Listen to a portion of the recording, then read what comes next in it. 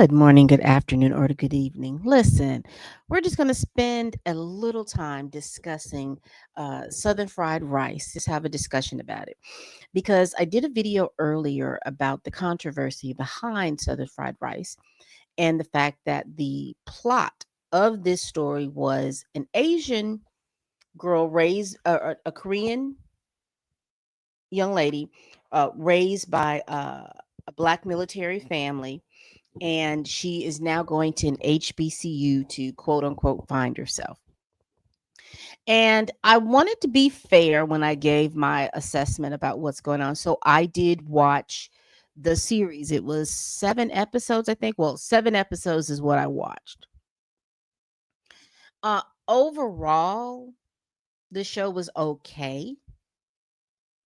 There was just a few things that unnerved me, and I want to just discuss those things. First of all, again, if you're new here, please hit that like button. If you like what you see, subscribe. So, the first thing, and I think the thing that I think a lot of folks had issues with was who is the target audience? Because it appeared because if that question could be answered, I think it would go a long ways to understanding what's going on. And what I mean by that is, who's the target audience? Is it Asian women? Is it black women?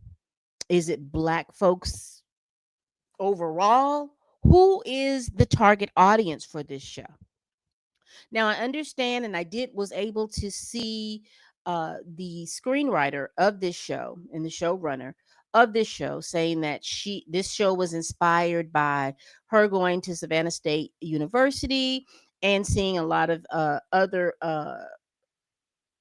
ethnicities at her school and wondering what their motivation was behind going to an HBCU.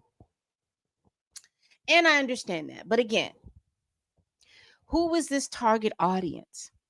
Because there's a couple of things, there was a couple of tropes going on in here that I think that is very important for people to be aware of, and as black women to be aware of. Now I will tell you, in my age group, I don't think that this was a show for anybody 35 and older.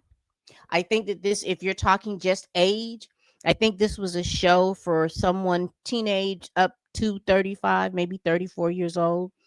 I think that's the age group. I don't know if this was a show for black women to talk about diversities in spaces that they hold, simply because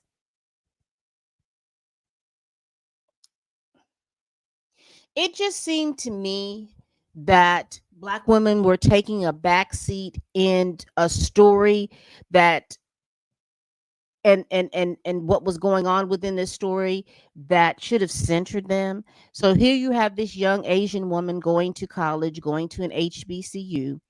Her best friend, her cousin, who is a black woman, trope. She gets pregnant, so she can't go to college because she has to stay home and take care of a baby. So she has to make a decision about being a mom or going to school. It's an either or. It's not an and, it's an either or. And so she decides that, she is going to have a procedure done so that she can join her cousin in school.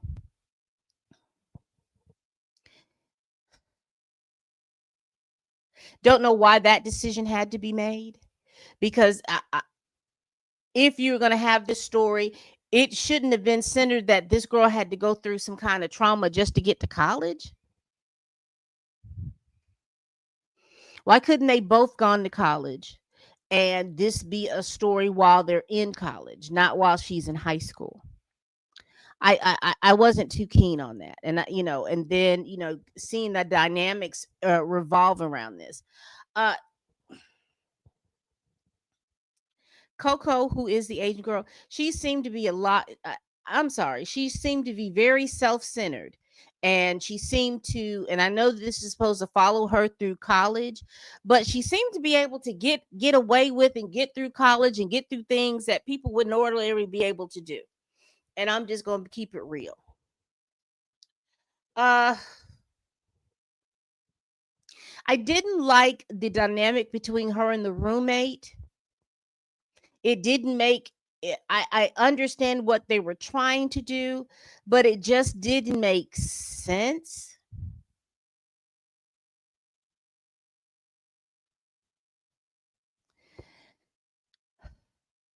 And particularly because she was a darker skinned, heavier set black girl, and they were trying to make it felt like they were trying to make her the villain in the story when she really wasn't the villain.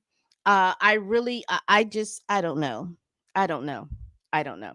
Though I do know that these are stories that happen to young girls in college. I just think that this story could have been very well suited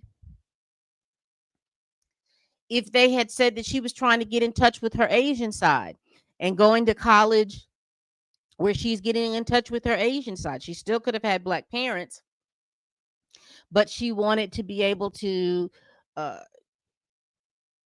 join in with her Korean with the Korean students and things like that. I think that that story would have been a just as a better story in my opinion. So, overall, like I said, I do not think that I am the target audience for that. If black women between the ages of 18 and 34 were the target audience, I think that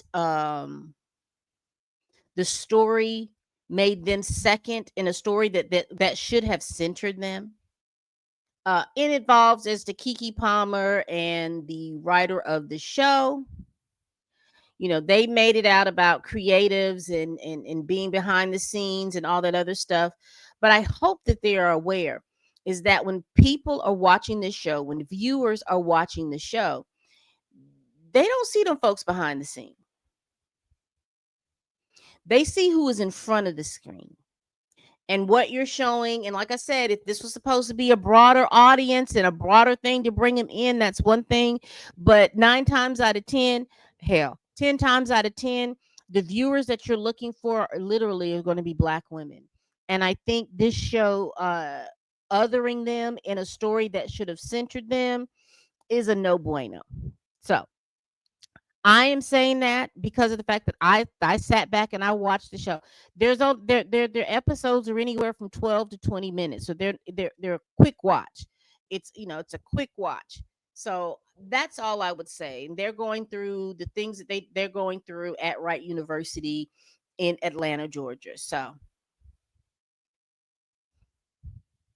that's all I got. I like I said, I don't know who the target audience is, and I think that if the target audience again are women between the ages of 18 and 34, I would feel some kind of way. But again, I'm not 18 through 34, so I won't be speaking for them. But if I had watched this show between the ages of 18 34, between that age, in my opinion, I would feel some kind of way of being othered or being second in a story that should have centered me first. All of those issues that they were going through, all of the things that were going on, those things it could have just as easily centered a black girl going to HBCU being raised by white parents.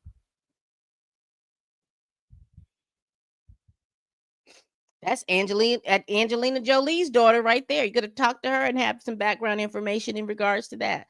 But anyway, that's my 2 cents. What did you all think about the show? Please put it down in the comments below. Please like, comment, and subscribe. Please share this video if you care. Did y'all watch Southern Fried Rice? And if you didn't, why not? Let's chat it up down in the comments. All right, people, we do this every week. Please like, comment, and subscribe. Please share this video if you care. Y'all, please tell a friend, tell a kin, tell a coworker, tell that heifer that you can't stand that I'm over here making these videos. And as always, people, bye bye.